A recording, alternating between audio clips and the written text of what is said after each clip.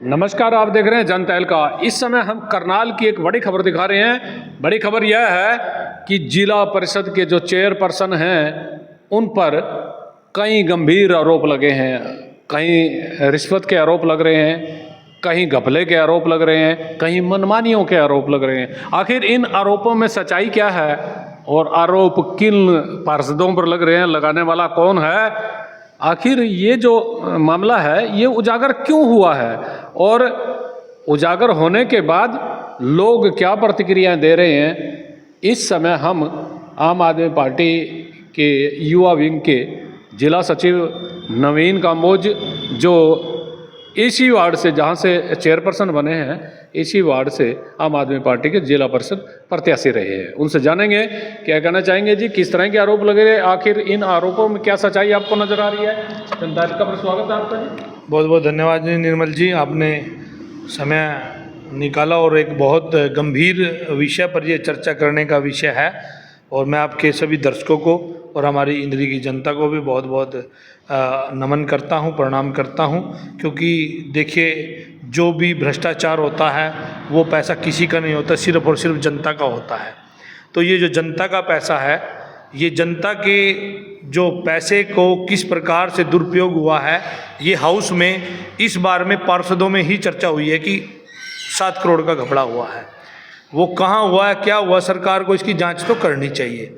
और सबसे बड़ी बात जो है, देखिए, जिस कुर्सी की जो बुनियाद है भ्रष्टाचार के दम पर रखी गई हो, तो देखो फिर तो भ्रष्टाचार होगा ही, घपले होंगे ही।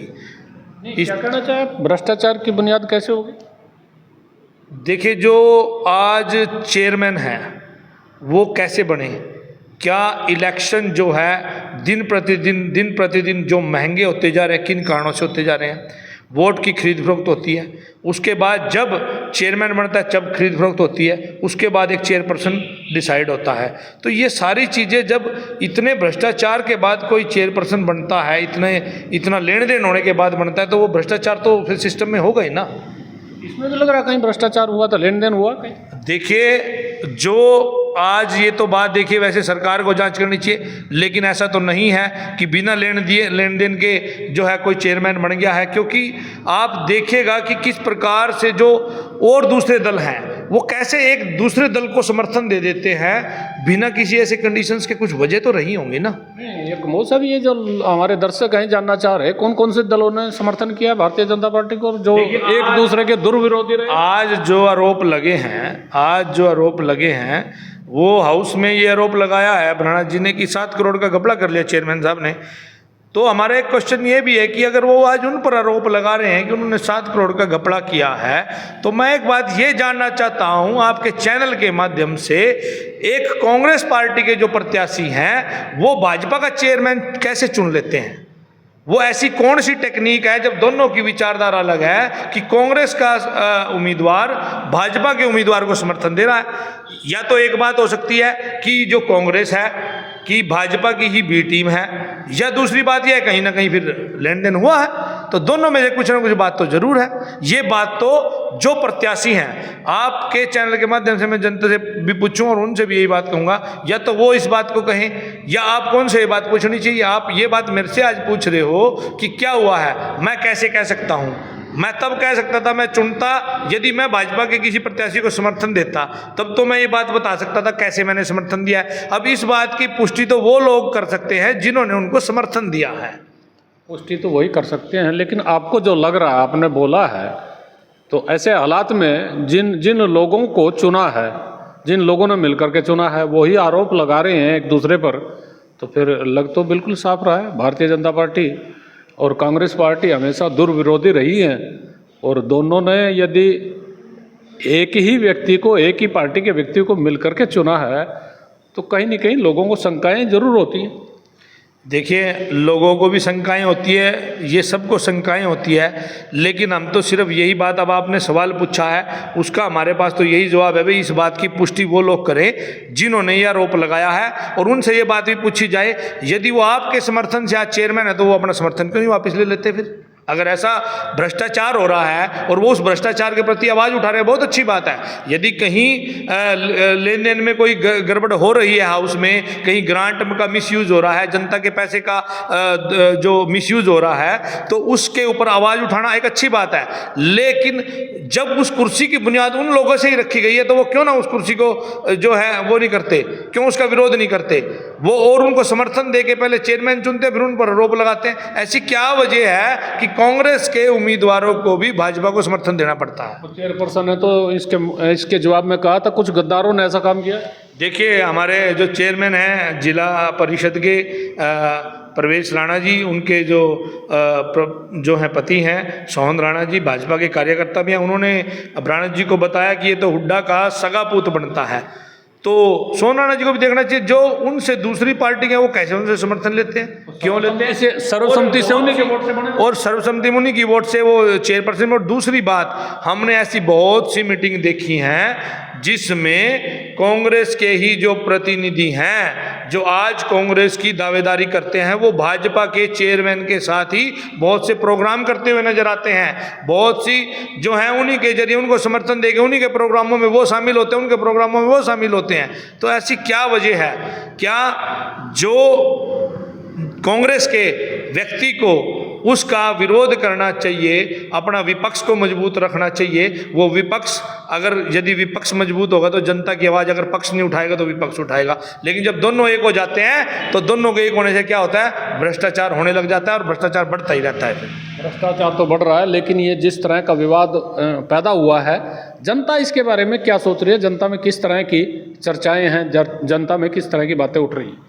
देखिए, जनता में तो बहुत तरह की बातें हैं। मैंने तो एक ही बात कही निर्मल जी कि इस बात की पुष्टि तो वो लोग स्वयं करें। जनता तो बहुत कुछ कह ही रही है कि ऐसा कैसे हो गया, उन्होंने चुना था कि यदि हमने कांग्रेस के प्रत्याशी को, भाई ये व्यक्ति कांग्रेस से जुड़ा है, हमारी आवाज़ उठाएगा, अगर भाजपा का व्यक्ति जीत जाता है तो भाजपा का व्यक्ति हमारा साथ नहीं देगा, इसलिए उन्होंने कांग्रेस के व्यक्ति को चुन लिया। लेकिन आज कांग्रेस का ही व्यक्ति भाजपा के व्यक्ति के साथ मिल गया जाके, तो जनता में सवाल तो उठेंगे ही।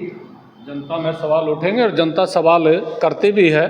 जब इलेक्शन आता है तो बहुत सारे वायदे होते हैं, बहुत सारे दावे होते हैं, बहुत सारी बातें की जाती हैं, लेकिन इलेक्शन जाने के बाद फिर सब ही अपने अपने स्वार्थ को ढूंढते हैं। इस सारे घटनाक्रम में भी कहीं स्वार्थ आड़े तो नहीं आ रहे? देखिए, ये बात तो जो सोहन राणा जी कह रहे हैं कि मैंने 50 लाख की ग्रांट पहले भी दी है, उसके बाद ऐसा क्या है, यदि उन्होंने उनको ग्रांट दिया है वो उस पर आरोप भी अब लगा रहे हैं। तो ऐसी क्या वजह है जो इस तरह के गंभीर आरोप हाउस के आज जनता में एक दूसरे पर लगाने के लिए उतारू हैं? कहीं ना कहीं या तो इलेक्शन का माहौल बनना शुरू हो गया है, उसकी वजह से लोग इस तरह के सवाल उठा रहे हैं जो प्रतिनिधि चुने गए हैं जिला परिषद के, या तो वो आज अपनी राजनीति चमकाने के लिए ऐसा कर रहे हैं। अगर आज वो ऐसा कर रहे हैं तो वो तब कहाँ सो गए थे जब वो चेयरमैन को समर्थन दे रहे थे?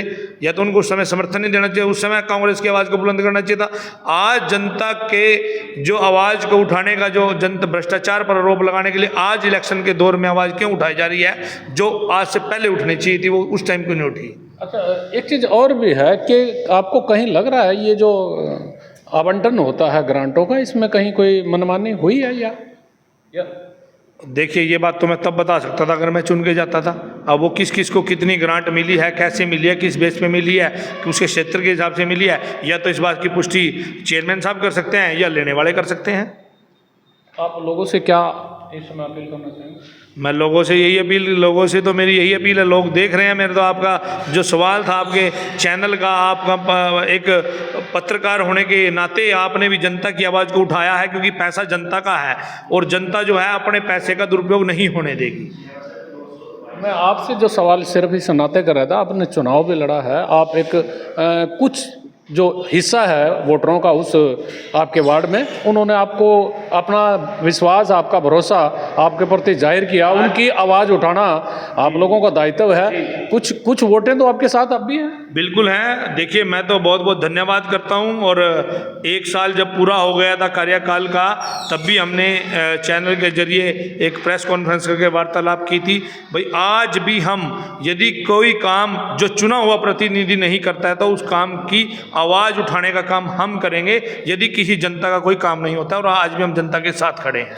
जनता के साथ खड़ेंगे, आवाज़ उठा रहे हैं, लोगों को भी इस आवाज़ में आवाज़ मिलानी पड़ेगी। और आखिर ये जो चर्चाएं उठ रही हैं, ये चर्चाएं चल रही हैं, ये विवाद का जो जनता के बीच एक बड़ा मसला विवाद के रूप में उठ रहा है, जिला परिषद के ग्रांटों को लेकर के और कई मसलों को लेकर के, आखिर लोग इस विवाद को लेकर के सोच क्या रहे थे? बातें बहुत सारी थी। आप कुछ कहना चाहें? जी, मैं तो यही कहना चाहूँगा, देखिए कि जनता ने 10-12 प्रतिनिधि चुनाव लड़ रहे थे। क्या होता है जब चुनाव आता है, बहुत से उम्मीदवार सामने आ जाते हैं, उसके बाद सब गायब हो जाते हैं। यदि कोई व्यक्ति वाकई में ही जनता की सेवा करना चाहता है, जनता के काम करना चाहता है, जनता के लिए कार्य करना चाहता है, राजनीति करना चाहता है, मैं इसको सेवा तो नहीं बोलूँगा क्योंकि ये एक तरह का काम है। अब ये सेवा नहीं है, सेवा तो निस्वार्थ भाव से होती है, उसमें तो राजनीति में स्वार्थ सबसे पहले आता है, क्योंकि व्यक्ति चुनेगा तो वो काम करेगा, तो एक तरह की ड्यूटी है। यदि आप वाकई में ये ड्यूटी करना चाहते हैं, राजनीति की ड्यूटी जो है, तो इसमें यदि आप जीतते हो हारते हो उससे कोई फर्क नहीं होना चाहिए, आपको जनता की आवाज़ उठाते रहना चाहिए। जिस प्रकार से आज हम आवाज़ उठा रहे हैं, चाहे भले ही हम ये चुनाव हार गए हों, लेकिन जनता के साथ खड़े हैं और खड़े रहेंगे और जनता की आवाज़ उठाते रहेंगे। जनता की आवाज़ उठाते रहें। जनता में किस तरह की चर्चाएं चल रही हैं और वाकई में ये जो आरोपबाजी हुई है और ये जो चर्चाएं चल रही हैं, इनमें सच्चाई कितनी है ये तो वक्त बताएगा। लेकिन लोगों में कई तरह के भ्रम चल रहे हैं, लोगों में कई तरह के विवाद उठ रहे हैं। इन विवादों का निराकरण करना जरूरी है, जनता के हितों में काम करने जरूरी है। अपने स्वार्थ छोड़ करके काम करेंगे तो फिर लोगों का भला होगा। देखते रहिए जनता का।